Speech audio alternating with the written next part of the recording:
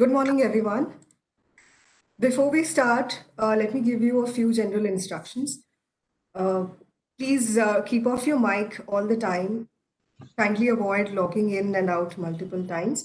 Take care of your network issues. And if you have any questions during the event, please send me a message on the WebEx chat. And when I call out your name, please unmute and speak. Thank you.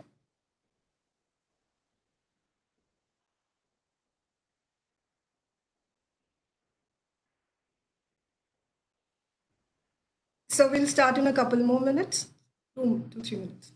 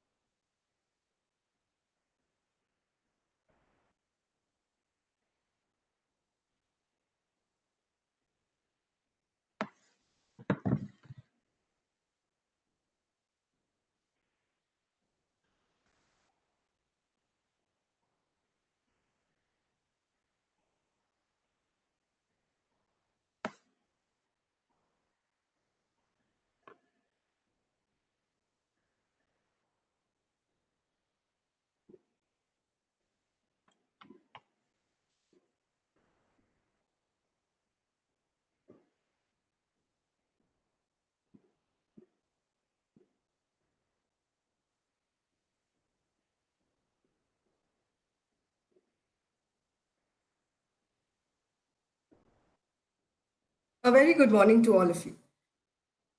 First of all, thanks to each and every one of you for being here with us today. Before we get started, I would like to express our sincere appreciation to everyone who has generously helped us make this event come together to become a grand success. With immense pleasure, I take this opportunity to welcome you all to the final lecture of the lecture series held as part of Samanvay 2020, the annual business fest of the Department of Management Studies, IIT Madras. For the lecture today, we are indeed honored to have with us Mr. Vineet Miglani, founder, High Beam Dreams, Events, Arts and Wedding Space, Canada. About Mr. Vineet, he has more than 15 years of experience in the fields of sales and marketing, business development, foreign exchange and derivatives, project management, and team management.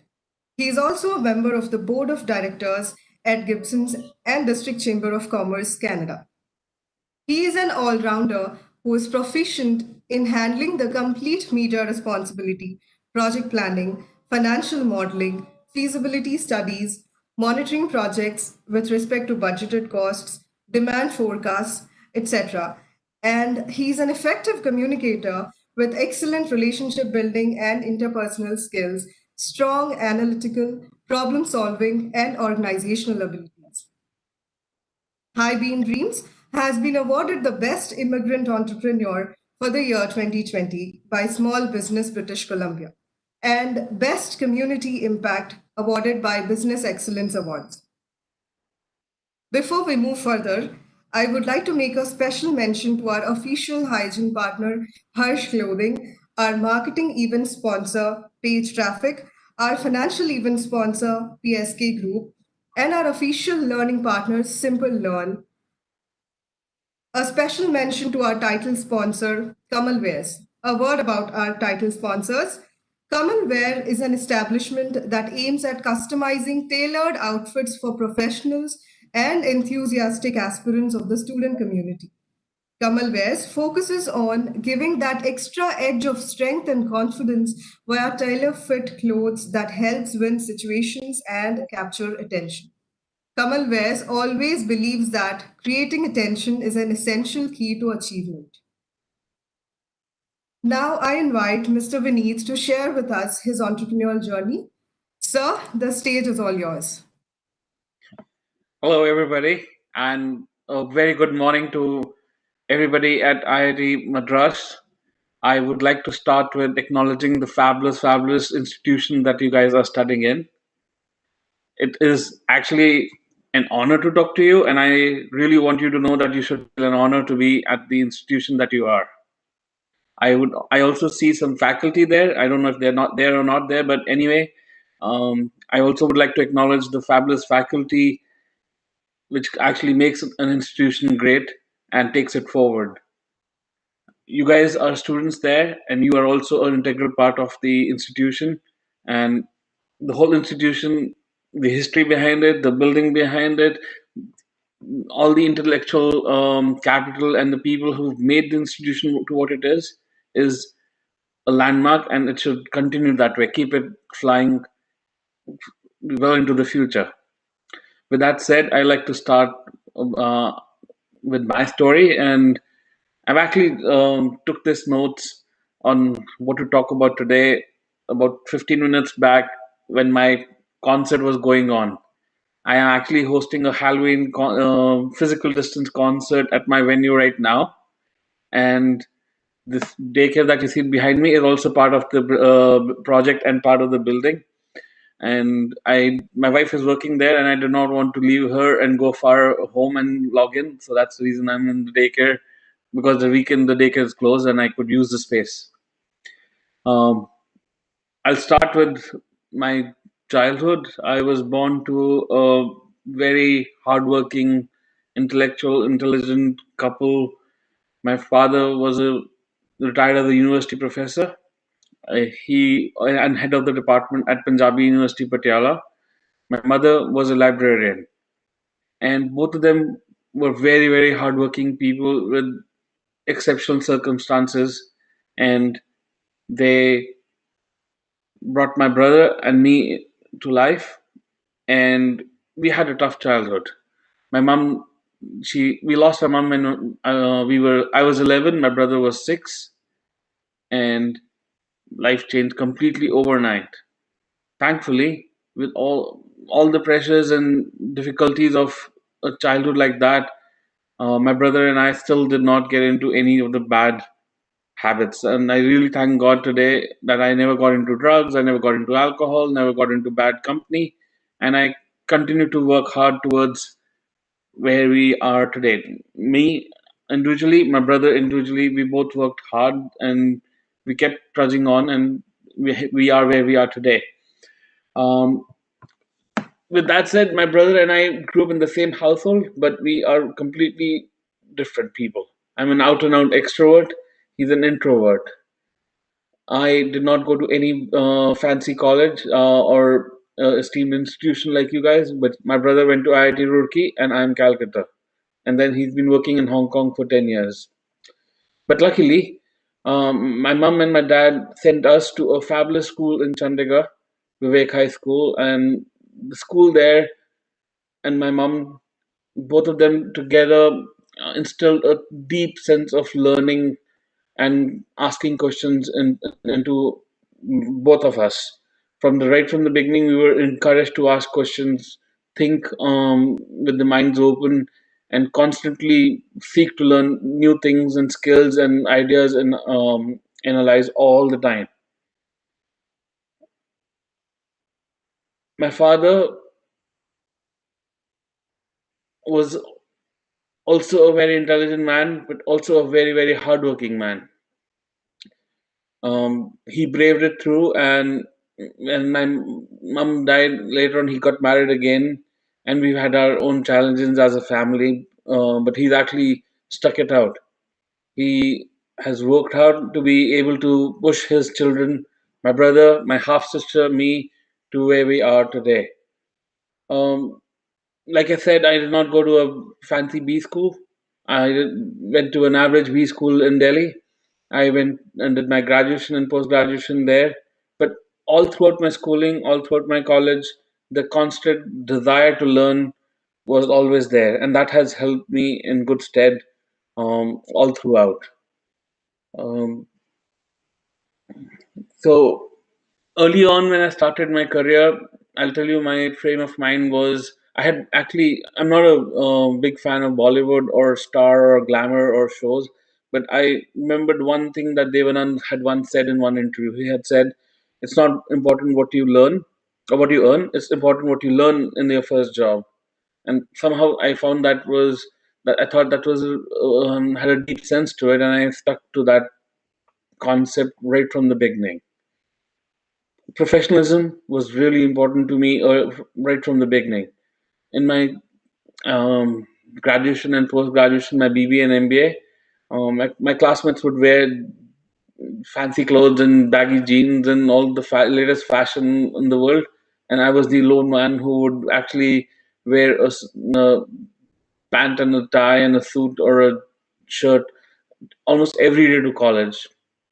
And that did not deter me or in any sense that I was, you know, doing my own thing and being alone. I was never alone. I was always with friends.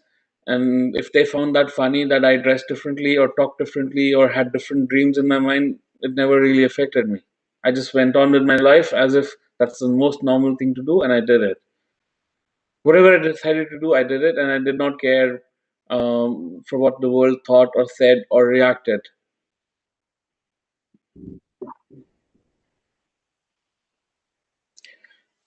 And I have actually been working for about 15 years.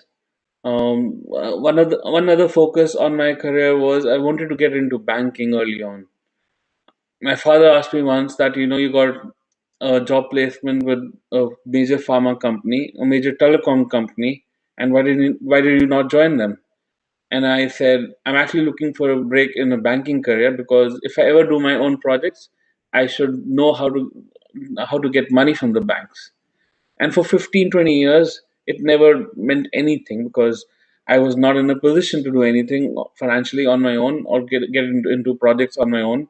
But the day I actually got into projects and buying projects and buildings and things, that knowledge was immensely important, because it would not have been possible without that. So this was a deep instinct that I had early on, and I stuck with it, along with the concept of learning along the way all the time.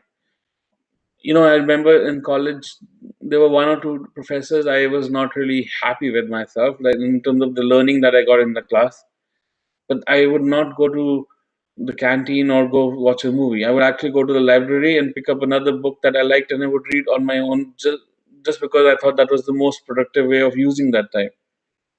With that said, it did not mean that I did not have fun. I've always worked hard. I've partied harder. I have gone out and did my things.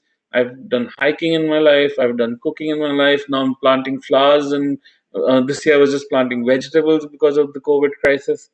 So I've always taken out time to do what I really wanted to do, and I love doing it. But I also had time for my learning and improving and getting better on my own skills, or taking help from anybody wherever I could, including the fabulous teachers and faculty that I have had in my life. So it's a constant battle that you have to focus on to learn, grow, and do well every day of your life. And that is something which actually stays with you. If you do not do that, that stays with you. If you do that, then it also stays with you again.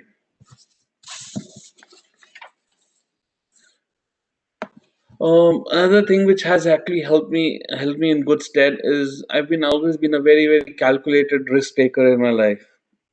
I remember when I was a kid, I would play chess, but I was not very good at chess because I did not have the focus. I would not concentrate enough to calculate the next moves the opponent might make and what I'm going to do in response. I could only do it in patches, and I somehow sometimes took calculated risks and was able to beat my opponents half the times. But that was good enough. My cousin brother and I used to play sweep a lot, and he was actually a very calculative person. He would actually keep count of every card on the deck and what has gone and what is still to come. He would know that on the back of his hand. Me, I remembered some cards, but I would not remember all the cards. But I would then take one calculated risk, and long story short, he ended up beating me half the time. Then I ended up beating up half the time, and he never understood how this happened and why it happened. And but that was always in the back of my mind. I was working for Citibank in India, and one fine day I told my friends I'm going to Indonesia, and they're like, why did you pick Indonesia? And I'm like, I did not pick the country. I just picked a fabulous project that I found. There's a company there that I've come to know, and this company is looking for somebody to be head of their new project and learn along the way. And I said, why not? I would love to go. And if the project is in Indonesia, then I will go to Indonesia. And when I landed in Indonesia, I found out that in the capital Jakarta, only 5 to 10% of the people actually speak English or know English. But they also, even though that 5 or 10% of people do not like to speak English because they are afraid and they're shy, and they are afraid to make mistakes, so they would not speak English. So practically, the whole capital of Jakarta, except for a few five-star hotels or few spots, nobody actually ever speaks English. So I was in a new country, new city, new food, new language, new culture completely. And not just the culture on the street, even my office culture was completely different from my last job. But then I stuck it out as long as I could, learned quite a few things which nobody else in the world would have shown me before or after, grabbed those with both hands, and in time have used them to do my current project. Not just what I learned in Indonesia, everything that I've learned in my childhood, in my college, in my school, in my first job, my second job, my third job, everything has taught me something. And I have actually used that all together in this project. It's called Come Together Now. In my first job, I was um, second month into the job at Bank of Punjab, and my marketing head for Bank of Punjab called me and he says, "Vineet, the bank actually does a annual painting competition, and I'm a little busy this year, so here's this. Here are the details from last year, and please organize the annual painting competition for the bank from now." And so it was actually a very prestigious um, art contest that the bank has had been doing it for 10 years. There was a lot of history to it, and there was a lot of respect to the award that the bank gave in northern India, and it was a huge responsibility and completely what I had not expected. But I did it, and I did it well.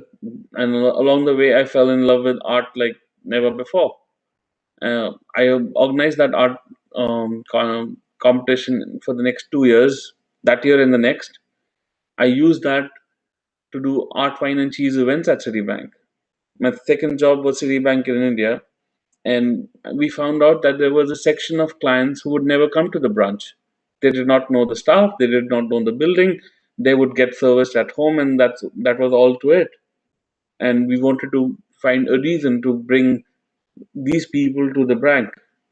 So I actually organized an art, wine, and cheese night, and we had some of the fanciest cars in Chandigarh outside the bank that day. Citibank loved it so much that they asked me to plan another art, wine, and cheese event for their branch opening in Jalandhar. So what you learn at somewhere never really goes waste. It all comes together. Years later, when I was in Indonesia, I was picking up art because I thought this art was really good and affordable. And I collected about 60, 70 paintings um, in my travels in Indonesia. And I had no clue that I will actually own an art gallery and an event space later on in life. And they've actually they those paintings are actually worth quite a bit now because they were bought years back. They are quality artworks, and I happy to display them at times. I am happy to sell them sometimes and make some money on the side. So no matter what you learn, and I'm not even talking about my um, learning skills that I learned as a banker. I learned if I learned one or two things in art and culture, I learned 10 skills in banking. There are lots of things that one can pick up along the way if you keep your mind open. I was then another risk that I took was I moved when was in Indonesia. Actually, Indonesia ended quite abruptly after the Wall Street crash of 2008. One fine day, the Wall Street came crashing down. My project was not going ahead. My company did not want to continue to pay me a salary, and I was sent back to India. And it is what it is. I came back to India and I started life again. Um, there was a period where my monthly expenses were less than the taxes that I paid per month in my last job in India, which was with Citibank. But that's okay. My At that time, I actually joined Subiksha services for a few months, and services was actually Azim Premji invested in the company, and everything looked okay. But the month I joined, the same month, Azim Premji bought a big stake in Subiksha services. But then the same month, the company stopped paying a salary, so I never really got a salary from Subiksha services, and those were really tough times. But we stuck it out, and like I said, I reduced my expenses. In Citibank, I was paying like 18, 19, $20,000 in taxes every month, but I reduced my monthly expenses to less than 15,000 rupees at that time and moved on. I took another risk and I applied for immigration to Canada in 2010. I got my immigration and I came to Canada after leaving a good job in India.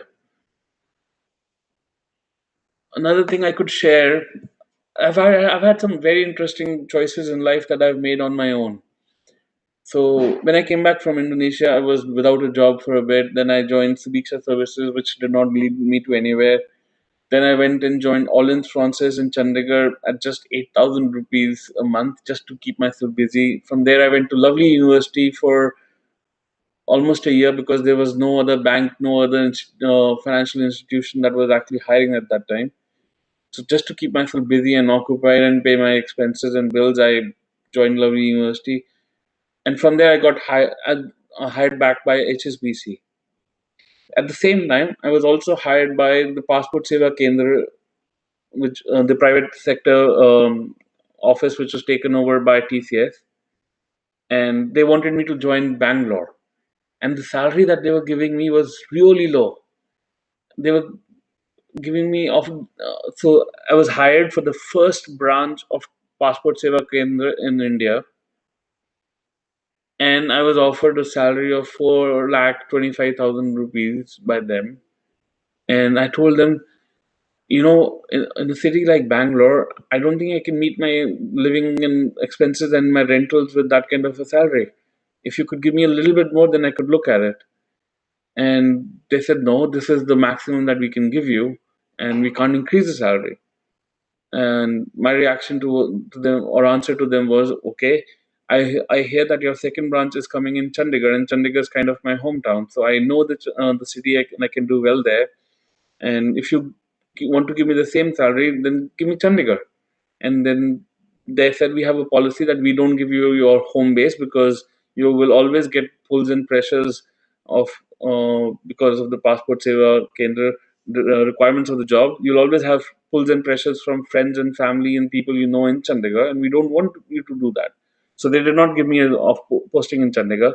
Only option they gave me was Bangalore, and the salary was actually very low. And my friends actually told me jokingly, "Oh, Vineet, you should join this job. This is such a fabulous job. You will actually make much more money than what they've offered you. You'll make 10 times more." And I'm like, "No, I don't want. I don't do any of that, and I will not do that." And I walked away, and I went back to banking in a profile that I did not want to do in a city that I did not want to go back to. My job in Citibank was Ludhiana, and the day I landed in Ludhiana, I prayed to God, "Oh my God, this is the dirtiest town I have ever seen in my life. Please, I don't know why you sent me here." And but I got a transfer in Citibank later.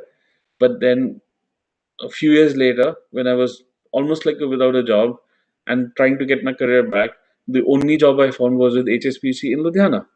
And I went back there in a job that I did not want to do, in a city that I did not want to live, and by not taking the job at the Passport Seva Kendra because I did not want to do anything wrong or under the table, and I wanted to live and work hard and get on with my career in the most honest way as possible. And that's when I applied for immigration to Canada. And when I came here, luckily, I got hired by HSBC Canada in the first week of landing here. So I took the HSBC India job, which I did not want, in a city that I did not want to go to, over a very fancy job with Passport Seva Kendra, which did not pay well, but which would not even have covered my expenses. And I stuck it out for 2 years in Ludhiana again. But then that helped me get the first job in a new country as a new immigrant in the first week of landing in Canada. And that's actually a quite a record in itself because I've never met anybody else who's done that. Most people who move from one country to the other actually have to get into starting jobs, or it takes a couple of months before they can build their network. It takes at least 2 3 months bare minimum to get your network and bearing going, and before you get a job in your in your career line in a new country. So that's how some decisions can actually lead from one to the next to the next to the next, as long as you stuck it out, keep at it, and you actually do not compromise. I also wanted to share that along this journey, all along the way, I was moving from one to the next, and one fine day, my younger brother, who's 5 years younger to me, said, "Bhai, you need to learn to focus." And it did not sink in that day. He tried to explain it in his own way. It still did not sink in that way, but it took me about 6 months and a year, and I actually realized that I was doing a lot of things, but not focusing on anything really critical or important or the most important thing in my life. The day I started to learn to focus, it changed the whole direction of my career. I've done increasingly better and better from the day I started to focus and started to learn how to focus and get better from there. Another thing which I wanted to talk to you about was flexibility. And I'll share this. So last year when my brother and my father was here in Canada and we were sitting at home, I said to my brother and I said, about 10 years back, you told me to focus and you taught me how to focus and you brought my focus to the word focus. But I want to share another F word with you, and I want you to learn this, and I want you to learn flexibility. And I think he still doesn't get it, but I think it will take him another few months, a year, or weeks, or a year to get understand what I really meant. And I was hoping to meet him again this year and then talk more, but I'll wait for it. We talk every week, but I'm not going to talk about flexibility because I want to have a real good, deep conversation with him. And share with you guys how flexibility also helped me a lot. So I was in Vancouver and I was looking for my next job. Uh, and at that same time, I also wanted to buy a home. But houses in Vancouver were really expensive. Buying a condo or a townhouse here was in Vancouver was an option, but everybody back then said don't buy a townhouse, don't buy a condo because that will never really give you return and you'll never make money on that. And when you really want to sell the old condo, nobody will buy it, so you'll not be able to get out of that investment. And all my friends at that time wanted to move to Surrey, which is a suburb of Vancouver. And my thoughts were that if I go to Surrey, that is primarily concentrated by Indians, and I know the culture and I know the people, and I am a proud Indian myself. So I will not really learn much. So I need to find an, a suburb or an area which is more multicultural, more diverse, just because I wanted to learn more. I wanted to understand the world more. That's a huge challenge because where I live, there's no real Indian restaurant. There is no Indian grocery store, and you actually miss Indian people, you miss Indian culture, miss Indian food sometimes, and it hits you bad. It's not easy to live away from your people and your background and your culture, but then it has its advantages. As a person, as a professional, you learn and develop so much more that think that is very, very important for young people like you guys starting out and growing in life. So Vancouver was not an option. Surrey was also not an option. Then I said, what are my choices? I also did not want to buy a house 2 hours drive away from Vancouver and then drive to work every day. That was something I really did not want to do. The last option after looking at all these options was to find a job outside Vancouver, outside Surrey, in any other small town near Vancouver, and then move there. And I found a job with CIBC, a bank here. And luckily at that time, because this was still a small town where nobody really wanted to go, this position was actually vacant for 2 years. So I found out the hiring person for this position, the regional manager there. I contacted them and I raised my hand and I said, "Hey, I would like to apply for this job." And they were surprised, but then they interviewed me and they liked me and they hired me. I moved to this small town of 5,000 people, which is close to Vancouver, but still not Vancouver. away from all my friends and started life again. And I also actually took a small job hit in salary to move here because I would have got a much higher salary if I had taken up my next job in Vancouver. And at that time, I had just got married about a year back, and my wife was about to come to Canada, and we both started life again here together because she came a month after I moved to Gibsons, where I live now. We started working hard. We both had only $1,000 in our bank together, but I had seen lots and lots of new immigrants work hard, invest in their homes, invest time, effort, money, and what they call as sweat equity into the homes, and grow financially from there.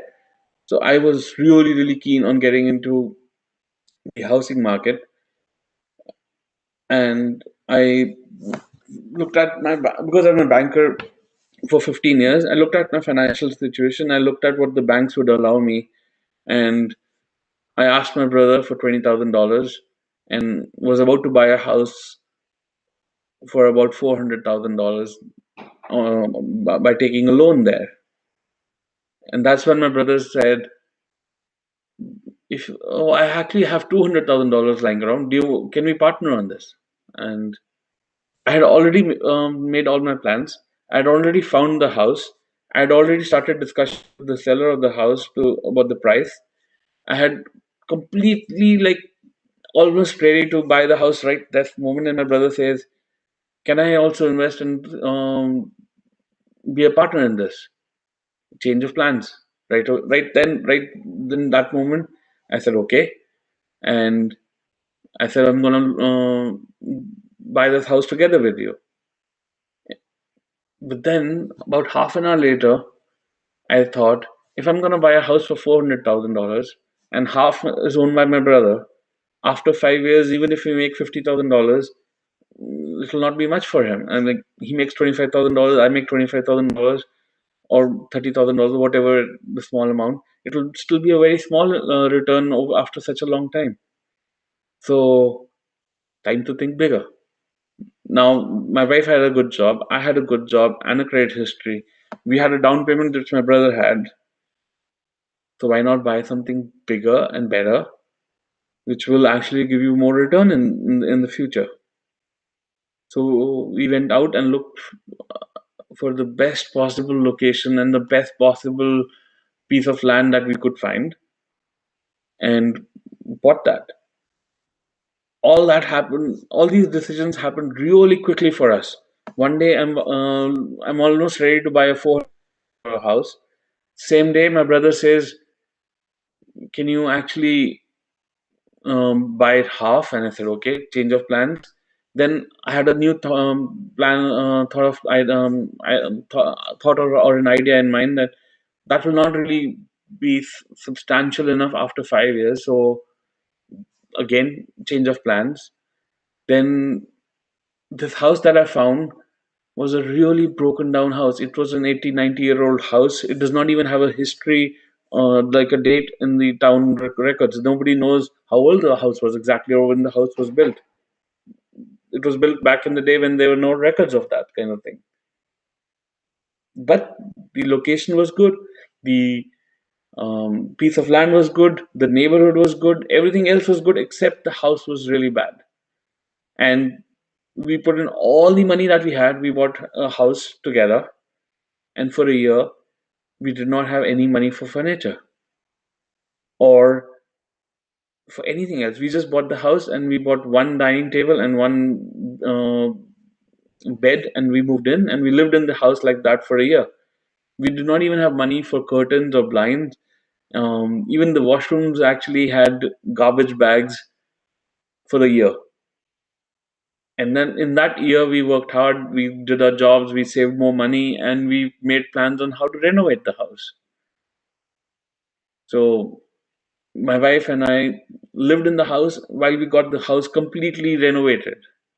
Luckily for us, we bought this house just before the real estate boom in BC started. and you can Google it and read more about it. But we've actually had a very, very strong run in real estate in the last 5 years, and we were lucky. We never timed it. We can never time these things, but we never planned it that way. But we bought it, and we added our own sweat equity because of the hard work that we put into renovating the house, and the market and the time did what it did. And then again, change of plans. 6 months later, we find out that our house value has gone up, and because the house value has gone up, the bank can give us more money. Because I work in the bank, I already know that and how to get that money. And we see that markets are going up again and again, so time to buy again. And I actually wrote an offer, and I bought another house, and I sent my a message to my father, and I said, "Papa, we wrote an offer on this house again today." And the next reply I get from my father is, "How can you do that?" My father was surprised. My brother was surprised. Everybody else was surprised that, so this guy did not have any money in the bank a year back, and now suddenly he's buying not only one house, a second house.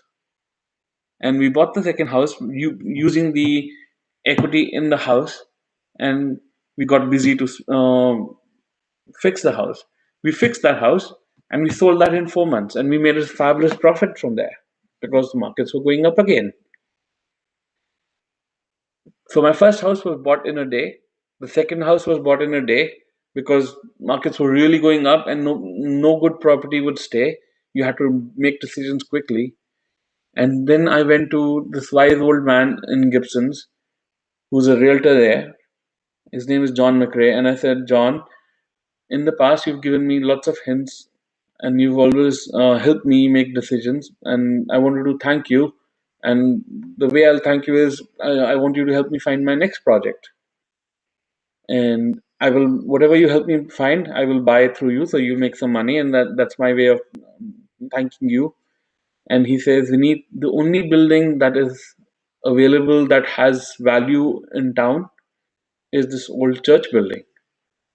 I'm like, John, I know that building, but where I come from, religion and politics is very dirty, and I don't get into religion or politics, and I stay away from there.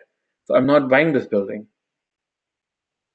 And for the next 3 months, every 10 days, every 15 days, I would go back to John and say, John, did you find me a good investment? Because I already sold my second home.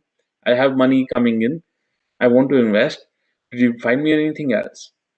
And John would go back and say, Vinny, no. Only thing left of value is the old church building. And this went on for about 3 months. 3 months down the road, John actually convinced me, and he says, Vineet, it is not important what you buy, it's what you do with the building that is more important.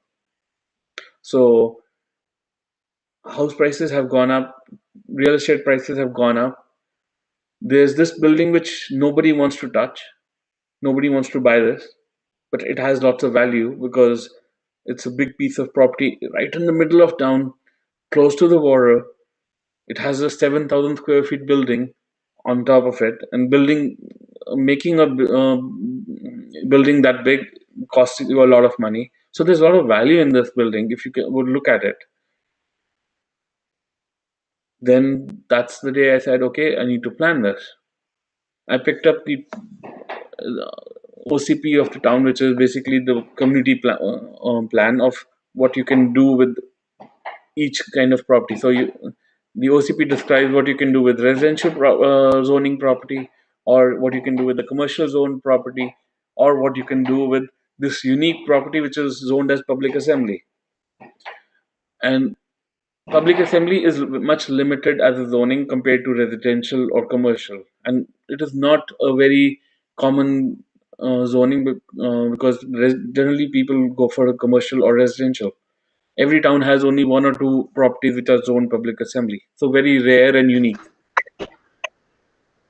And for the next 3 months, I actually picked up everything that this zoning allowed. So this zoning had about 12 or 14 things that you could do with it. A daycare was one, art gallery was one, You could actually build a hospital or a seniors home there here, and you could build a hostel here. So there were a couple of things you could do and nothing else. For the next 3 months, I just made a business plan for each one of them. So if there were 12 or 14 things, I made 12 or 14 business plans, and I would spend time like from 6 o'clock in the morning till 12 o'clock at night just making plans.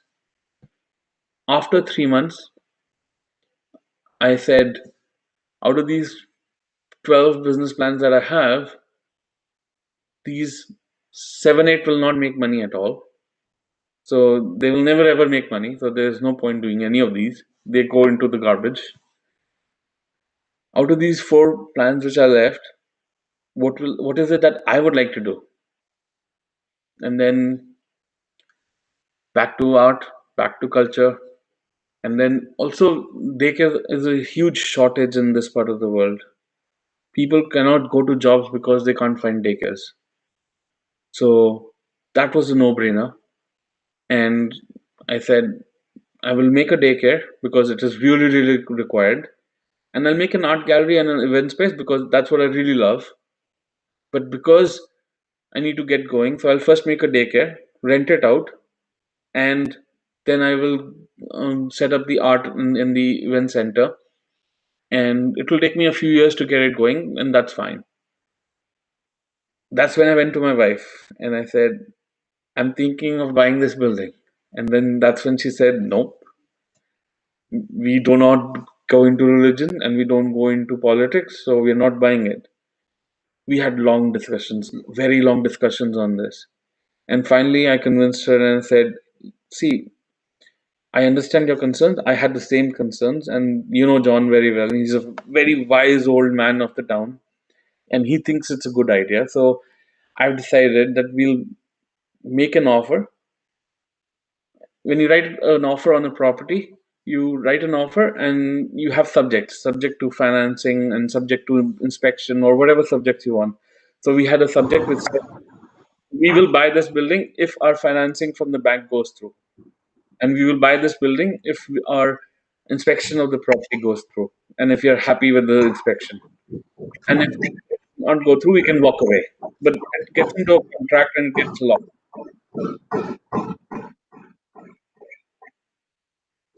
So we wrote an offer. Our offer got accepted. So we had a contract which was binding if we wanted to go ahead. And that's when my wife and I went to 5 old people in this town, 5 old couples in this town, and we met them for coffee and we said, here's our plan. We want to make a daycare on one side. We want to make an art gallery on one side. Do you think it's okay if we buy the building? Do you think it's a crazy idea? Because if it's a crazy idea and you guys don't like it, and that we are buying the church, then we will not do it. We don't want to, live in a small town and have half the town again thinking bad or against us or thinking bad of us. We don't want to live like that. Money is important, but not at that cost. So, what do you think of this idea? And all these 5 old wise couples in town said it's a fabulous idea. And we jumped in, we bought property and started to work. The first thing we did on the property was build this daycare behind me. It's a daycare for 32 kids. This was built in 5 weeks, which is kind of a record here because construction takes time. These walls are new on the side. The washroom inside is new. The plumbing is new. The electrical is new. The playground at the back is new. Refashioning this kitchen behind me, in front of me, is new. This whole thing was a huge project. I had never really done big projects in my life.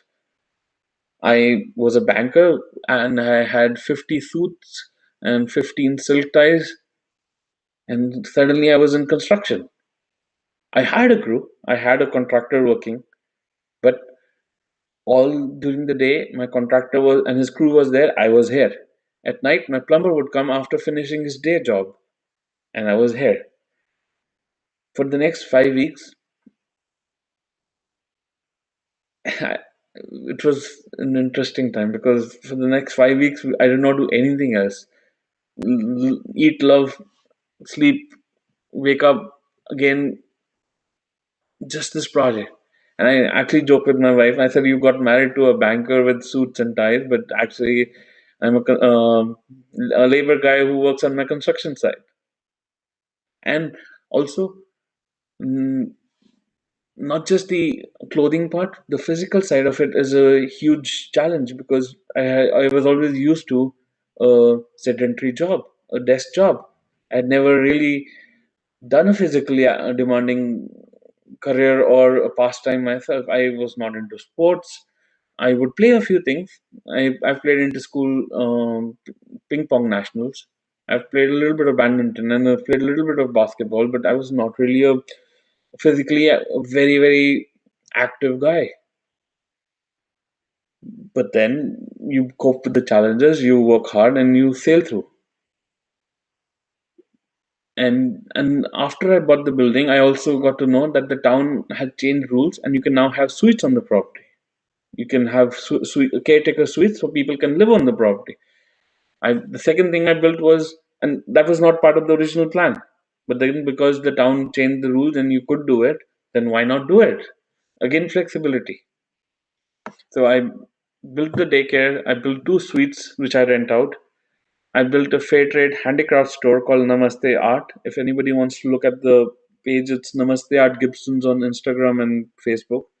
And then finally, I converted the chapel and the into an events, arts, and wedding space. That is called High Beam Dreams. All this has taken us 3 years. This year was the first year I was supposed to start taking a salary from my own company. The first year, my company would have made enough profit to be able to pay a salary. But then COVID happened. My brother works in Hong Kong, and I've been tracking COVID right from the beginning. So January, I knew there was something coming. February, I knew something big was coming. And one fine day in March, I realized that it is at our doorsteps. It's in Canada. It's in BC. It's coming here. Ours is the first business on the whole Sunshine Coast that closed doors. I closed the store. I closed the event space. I actually went to my wife Nidhi and I said, "We will need to close our business, and we might go bankrupt doing it. But then I can't live a life where somebody gets hurt or sick at our venue.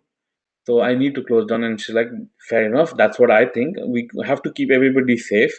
So it's okay to close down, and we'll see what happens."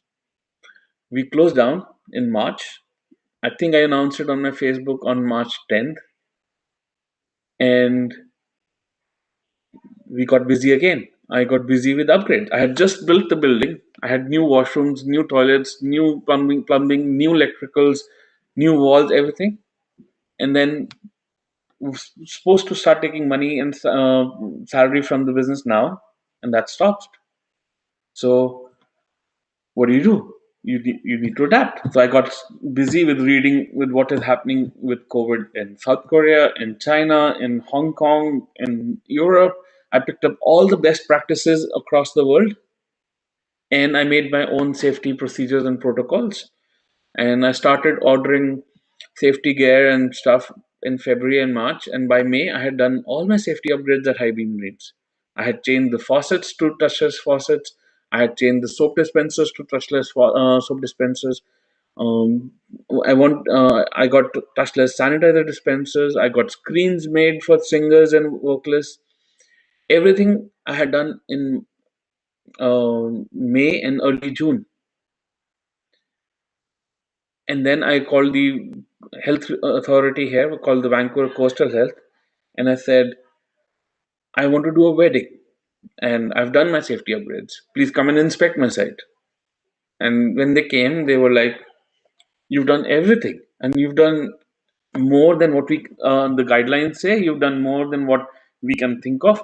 There's nothing else we can think of on how to do a wedding."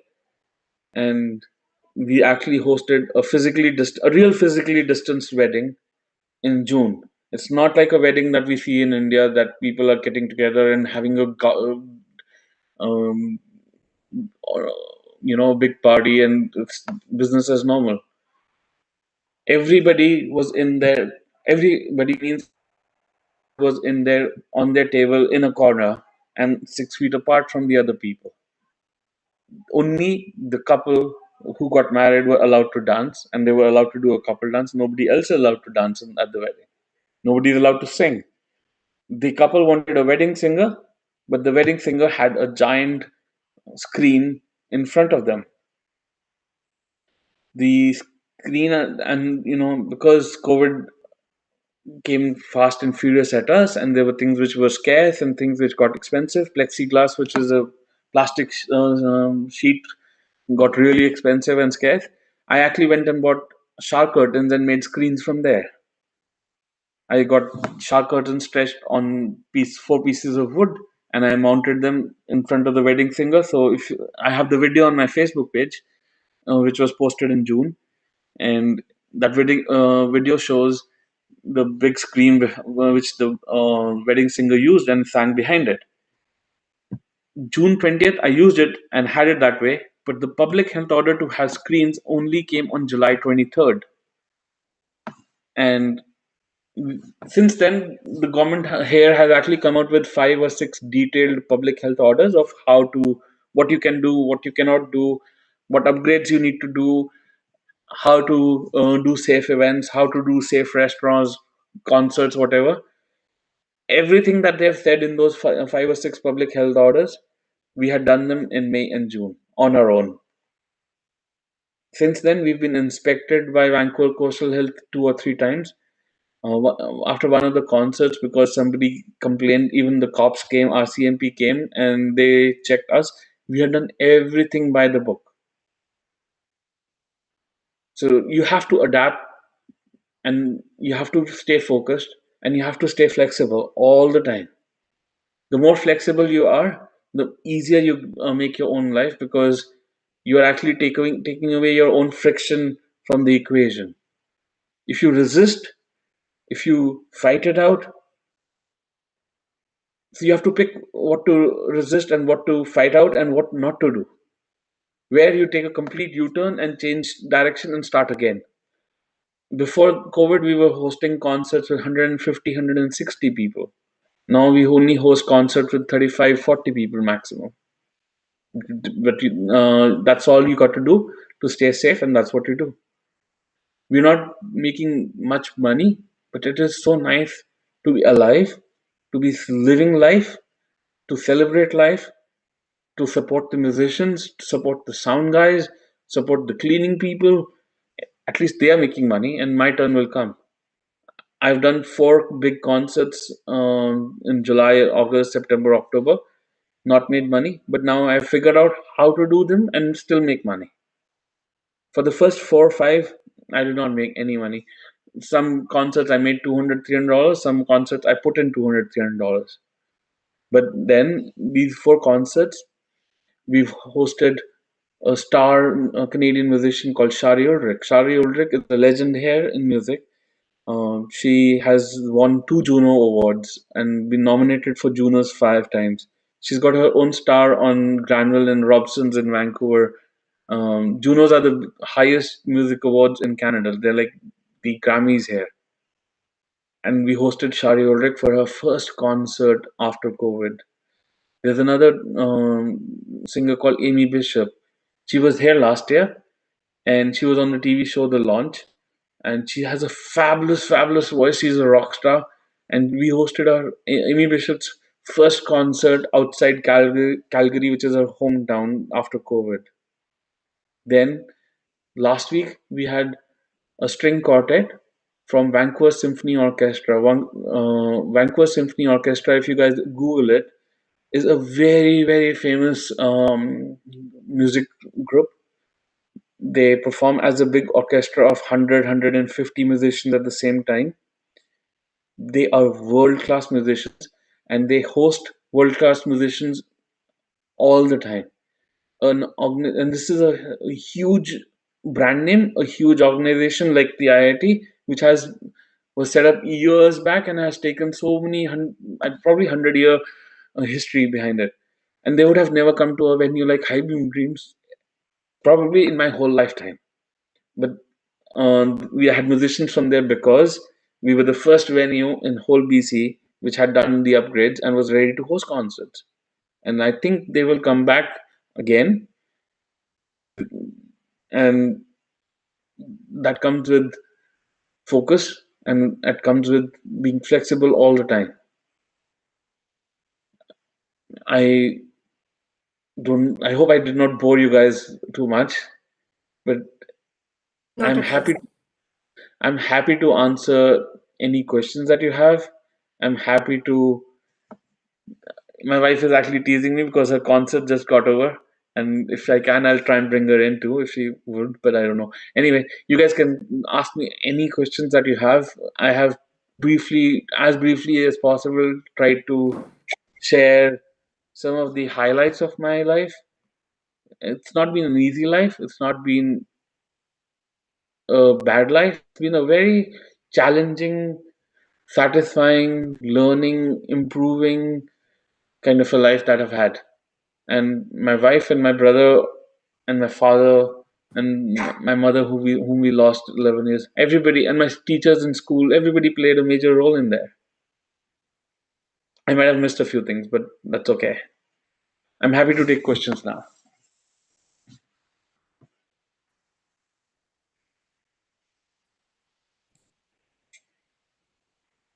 So, I would like to start by asking you one question.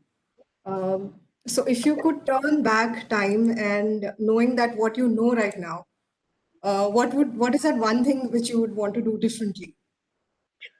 Okay, that's one thing which I would really love to do differently is take care of my weight, and that's a very honest admission.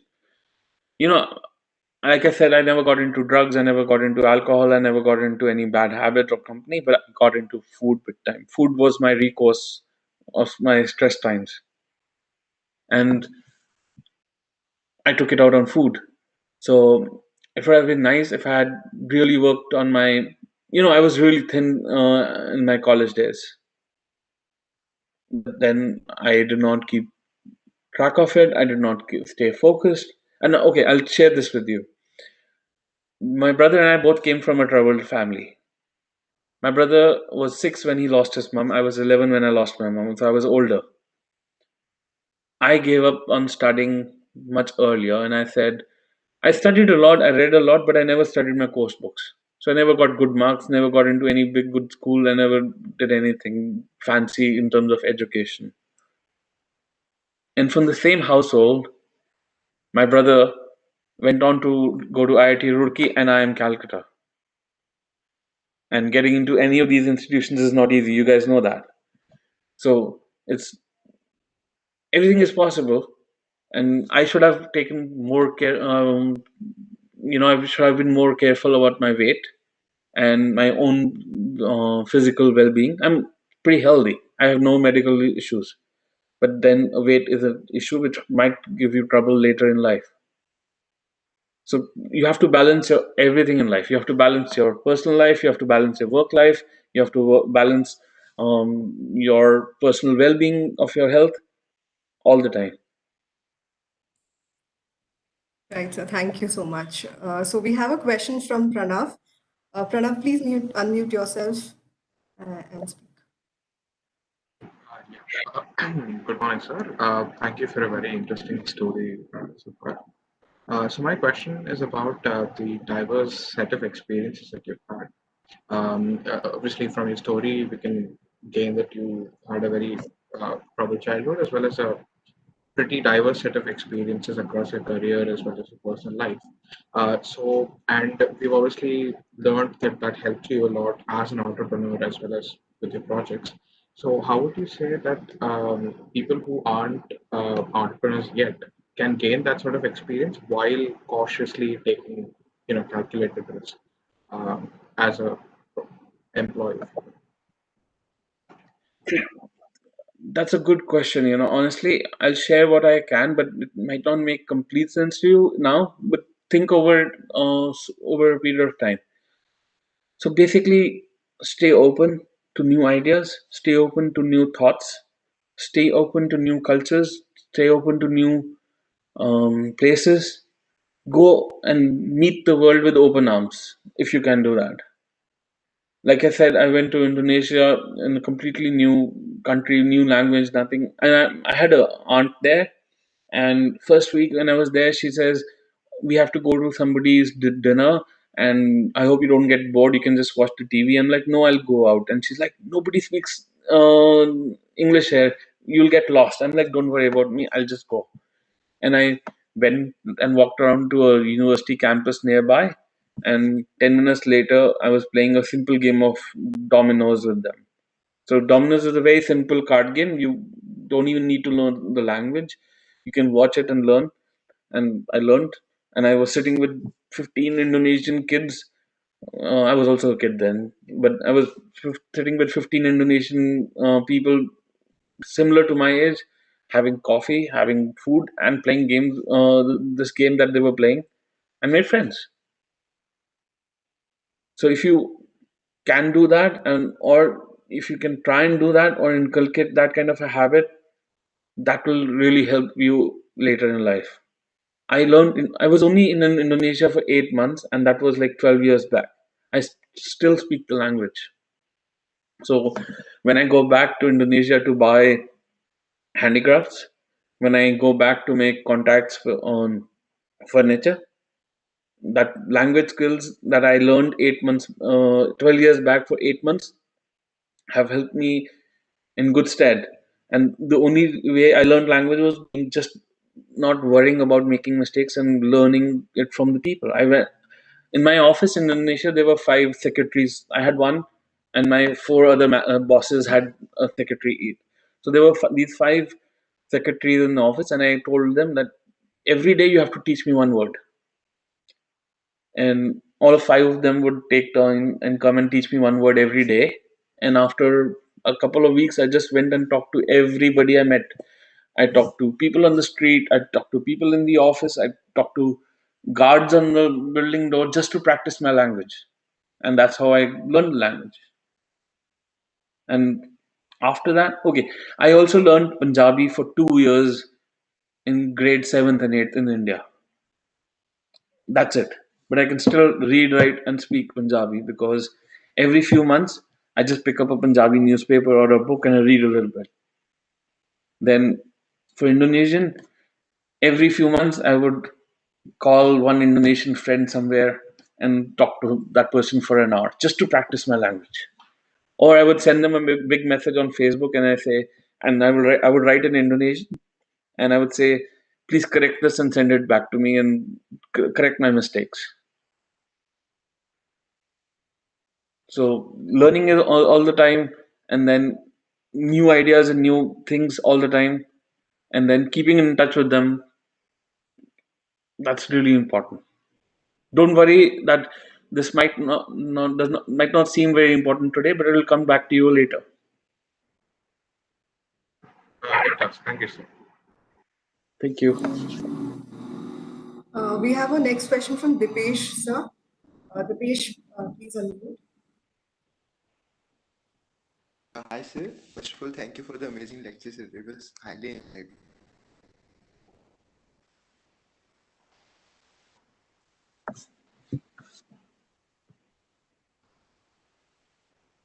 I am not getting any audio right now. Dipesh, Question is that, sir, your life has been full of ups and downs. Sir, how do you cope up with the uncertainties of life? okay. Yes, that's true. My life has gone through a lot of ups and downs, and every time I think that my life is going good and everything is fine, there's this huge storm which comes and takes everything with it, and I find myself fallen down on the ground, and everything around me is over. The whole world seems to have gone over. Everything has changed. Everything is gone. Everything is wrecked. Everything is a big problem. Then I get up, I dust my hands, and start walking and running again, and with a smile on my face. That's how I cope with it. And it has happened a few times in my life. I have a strong belief in myself. I work hard. I learn. I don't give up, and I don't. After that, I don't worry. After that, I'm like, whatever happens, happens. I have to do what I have to do. I'll share one very interesting story that I learned very early from my dad. Was my father. He actually tells this story. So we have a neighbor in Patiala, and this is at the peak of terrorism in Punjab.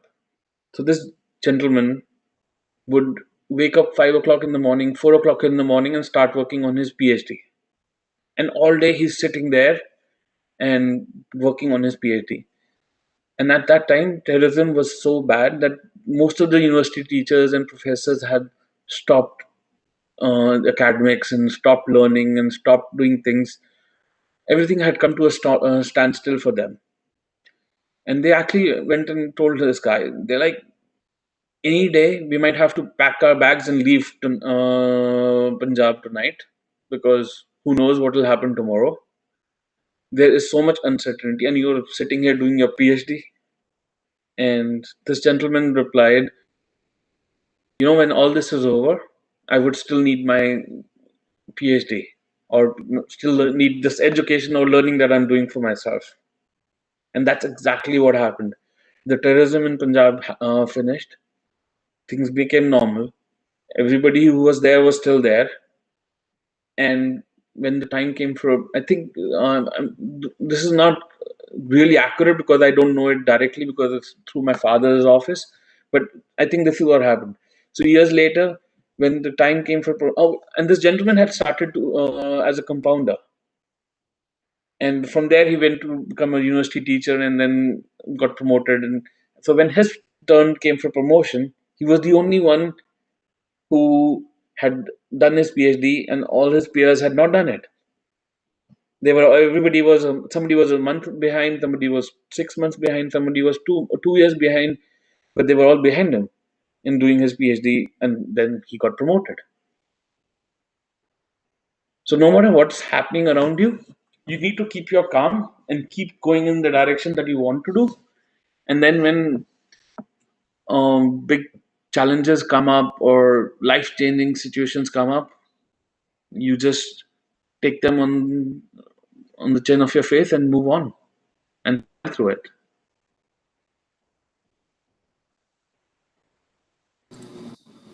Thank you, sir. The next question is from Advitya. Advitya? Uh, Good morning, sir. The lecture was very insightful. While I was doing the research about you, I came across a website called Gibson and District Chamber of Commerce. So you are on the board board. I mean, you are one of the board members there, right? So how is it like to be associated with something something so okay? So you told that you have a career in banking, and but you're not pursuing it right now. So how are you managing both the things, and how is it like to be on the board of a company like that? It's not a company as such, but yeah, chamber of commerce like that. So Chamber of Commerce, although it's a small town, Yes, but sir. it still has a lot of businesses here. There's a lot of entrepreneurs here. There's a lot of activity here. You'll be surprised in my small town and even smaller towns which are further down. There are a lot of people, not everybody, but there are a lot of people who run businesses and with big businesses just from sitting at home. So it's really nice to be part of the Gibson Chamber of Commerce because you meet entrepreneurs, you help entrepreneurs, and you learn about yourself. And we actually are now working on how to help the whole town face COVID and the challenges that poses us as an economy.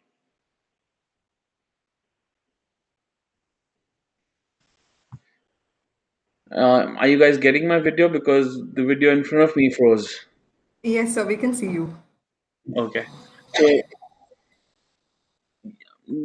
with the Gibson's Chamber of Commerce, we are actually I'm leading the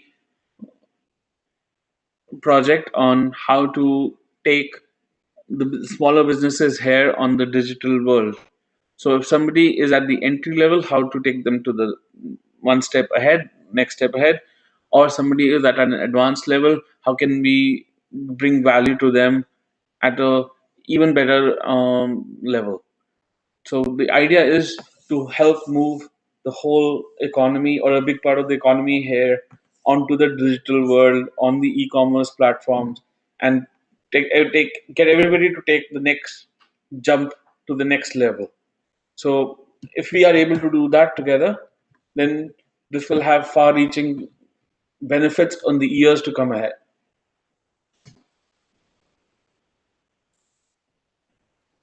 Thank you, sir. The next question is from Shiva. I'll read out the question. He's unable to unmute. Okay. So his question is, who do you look up to the most? You have gone through a lot in the early days. What always kept you enduring through your hard times? I look up to a lot of people, and I look up to my mom and my dad. I look up to my teachers in school. I look up to the principals that I had, and other than that, I look up to a lot of people, and I actually look up to or try and learn from kids, teenagers, young adults, older people. I have friends from 5 years to 80 years, 85 years old. And I always constantly try to make friends across the age groups. And if I can learn something from a 5 year old kid, I'll try and learn from them. If I can learn something from a teenager, I'll try and pick up from there. If I can learn something from somebody who's older, that's also absolutely welcome. So I just try and pick up all the positive things that I can from anybody and everybody I can. And I look up to all the people who are working hard, who are being creative, who don't give up, and who just want to, make their lives and other lives better.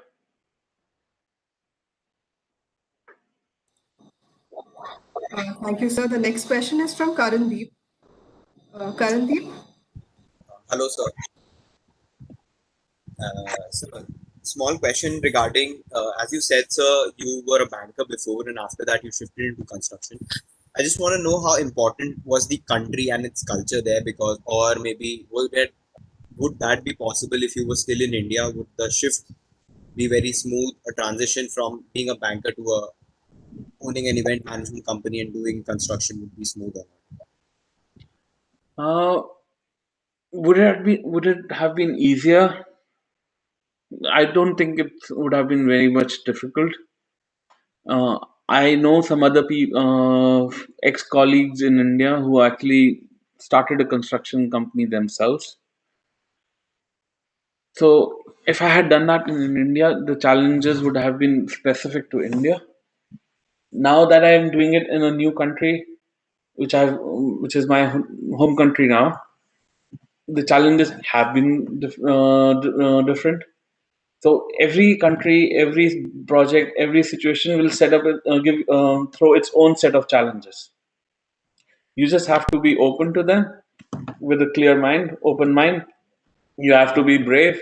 You have to keep going, and that's the way to do it.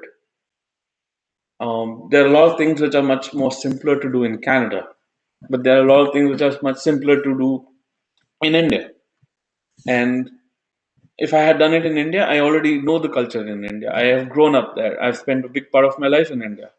So I understand those challenges and things there. But it's a completely different world in a lot of things. In India, we make houses with bricks and mortar, cement. Here, they make houses with wood. So the base material, so we find a 3-floor house made of wood. So that's just the materials. And then in India, if I need to, you know, do a labor job of moving this pieces of wood or moving this piece of bricks from here to there, I can easily find 10 people and get it done. But here, finding one person like that might be difficult. So there are challenges to each country and each location. Even amongst the country, from one town to the next, there can be a new challenge. So you just have to be open to the challenge and whatever might come, and be ready to take it on. There's been so much learning on this project that I had no idea about. I honestly, if I knew that this project was such a big project and it would take so much time, I might not have done it. But just because I got into it, I found I had no choice but to learn and move on, and I'm happy I did it. So don't run away from challenges, or don't think that they will not come. They will come wherever you do, whatever you do. I hope that answers the question for you, Karan. Thank you, sir. The next question is from Haika Bashir. Please unmute yourself, Haika, and you may ask your question. Good morning, sir. Am I audible? Yes, you are. Hello. Okay. Hello. So my name is Haika, and my question for you is, so as a person, you've traveled across different countries, you've experienced different cultures. You've been in India, you've been in Indonesia, you've been in Canada, and even while you were taking care of the church purchase, you made sure not to offend the local community. So, how do we as people take care of such things? Like, how do we notice what kind of different errors we might go through when it comes to culture? Like, how do you sense that, and how do we go across taking steps to avoid them in the future as people? So for that, you have to actually be open to people. You have to reach out to people, connect with them. You have to talk to them. You have to listen to them. You have to share your own thoughts openly, and then you have to basically give them the comfort that you're there as a friend and you're happy to share your own thoughts and concerns or bad things in life, and then people will open up to you. And if you're real and if you can do it that way, then people will open up to you. If you're not real and you try and make put up a face, or you if you're a fake, people don't open that. People sense that no matter what. If you are pretend to be somebody else, people sense that very easily and they will not open up to you at all. If you are real and honest, people will come to you, will get attracted towards you, and will be comfortable and happy to share their thoughts. And that is the subconscious side. But like we did, like my wife and I went to 5 couples, that was a very conscious way of doing it too. That is a great insight. Thank you, sir. Thank you. The next question is from Jay. Jay? Yeah, hello. Yeah, able to hear me? Yes. Hi, Jay. Hi, sir. I hope you're doing well. So my question is towards event hosting. Right now, the situation is completely virtual. Do you think that in following, like in proceeding years, trends will uh, keep making like people will tend to host events virtually? Right now, we are seeing that people are getting married online, and we see people hosting events online. So how do you think the trend will change after the COVID situation? So, this will actually become a very hybrid kind of situation for events and concerts and weddings going forward.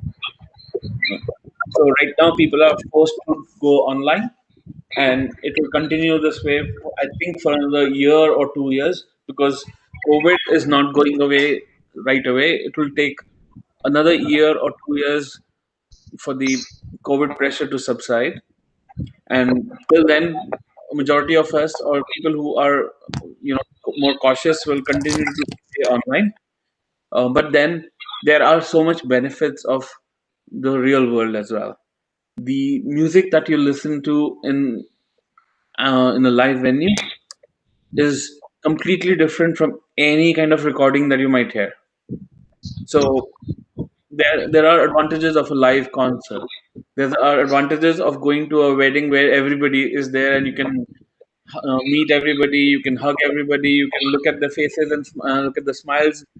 Um, that will not go away, but the digital world is there to stay. Future events will be a mix of um, real world and online. So at a wedding, people who are able to come would come, and they will still gather together. But there are people who will not be able to come, will actually join the wedding virtually. That's where the world is moving to as far as events are going. Yes, sir, that's wonderful. So, have you hosted any events as such in the recent time, like virtual? Like I said, I did my upgrades in May and June. I hosted a physical in venue, physically distanced wedding in June. I did a concert with the Spanish speaking lady Susanna in July. In September 6th, we hosted Shari Ulrich for a live in venue concert. Then we had Amy Bishop on October 3rd. We had a uh, four women string quartet of VSO musicians last week. I just had another concert, and all these videos are live on my Facebook page. Every event that I've done in my venue, I have shared 4 or 5 live videos, including the one concert which just finished like 15 minutes back. I have shared 3 or 4 videos tonight before I logged into the lecture series here. And all of them are on my Facebook page, High Beam Dreams. You're welcome to watch them. And you can actually see how we do physical distancing and we do separation between each household there in those videos. Well, that's wonderful, sir. Thanks for sharing. Thank you. We have one more question from Roshni Ravi. I think she's not able to. She has some audio issues, sir. I'll just read out her question. So her question for you is, coming from a banking background and having experienced a lot of different challenges in various fields, how have you kept your passion for art alive when the world continuously tells you to chase success? Um, Two things. One, I would love to paint, but I've not painted since grade third. I would love to sing, but if I sing, everybody will run away. So God gave me a lot of passion for singing, but actually zero talent to sing. Zero. Or maybe negative. But then I also do not have hunger for money or growth beyond a point. When I started these projects, all I wanted to do was have enough money, make enough money for my old age and my wife's old age, so that when we both get old, we actually have a small savings nest to fall back on. That's the only thought we had, and that's the only thing we want to do. So we did this project, and we've been offered big projects since then. But we till now we've actually stayed away from any further new projects because we want to first establish and settle these projects. And in time, I'm not saying we will not take new projects. We would love to do new projects, and we will do new projects, but they are not. There's no urgency that I have to like. Okay, today I made my first million. There's no urgency to make my second, third, fourth, fifth, tenth million or 100 million. There's no race that side. When you don't have that kind of hunger, then you actually have time for anything else that you need or like. So whether it's music or whether it's art or whether it's planting flowers, like today I planted, my wife and I planted like 200 tulips today. And today was a very busy day. We had a concert today. We had this lecture today. Another friend of ours had a dinner that they wanted to share with us. They had invited us home. We could not go, and we had to clean our house today because of the weekend.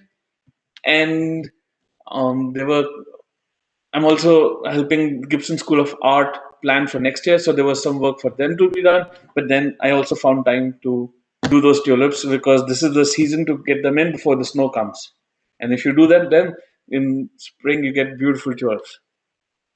So yes, you should have passion and hunger to grow, but only to a certain level of what you can manage or what you like. If you run after money or growth too much, then you lose out on these things. But then that's your choice. If you there are some of you who aspire to be CEOs and CFOs and or own multi-million dollar companies than yourselves. If you have those passions, yes, but then you will lose out on the everything else in life, and that's fine. That's your choice. So it's a conscious decision that each one of us has to make. Right, sir. Thank you so much. So that was the last question.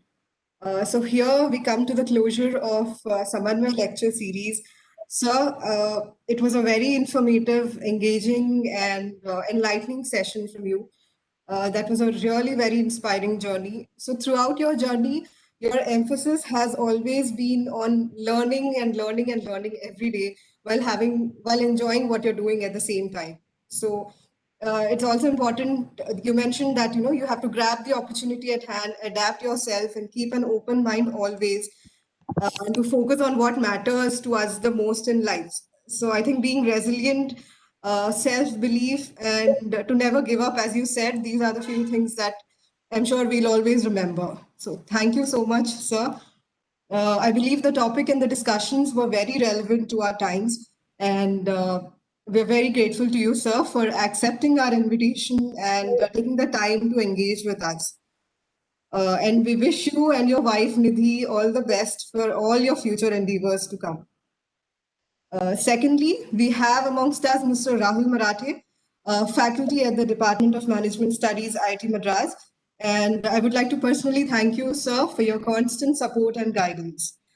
I would then like to express our sincere gratitude to our title sponsor, Kamal Wares, our official hygiene partner, Harsh Clothing, our marketing event sponsor, Page Traffic, our financial event sponsor, PSK Group, and our official learning partner, Simply Learn. I cannot close this event without acknowledging and thanking for the efforts of the department's administration and non-teaching staff who have provided their invaluable help with setting up this session. Last and most importantly, I would like to thank the audience for their active interaction and participation, without which this lecture would have been incomplete. On this note, we have come to the end of our Samanvay lecture series. We believe you have enjoyed thoroughly and found it very useful. Thank you all once again for joining, and hope you have a great day. Thank you so much, sir, once again for joining with us. Thank you kindly. Thank you for having me here. The honor is all ours, sir. And Jai Hind. Jai Hind. Yeah. Thank you, sir.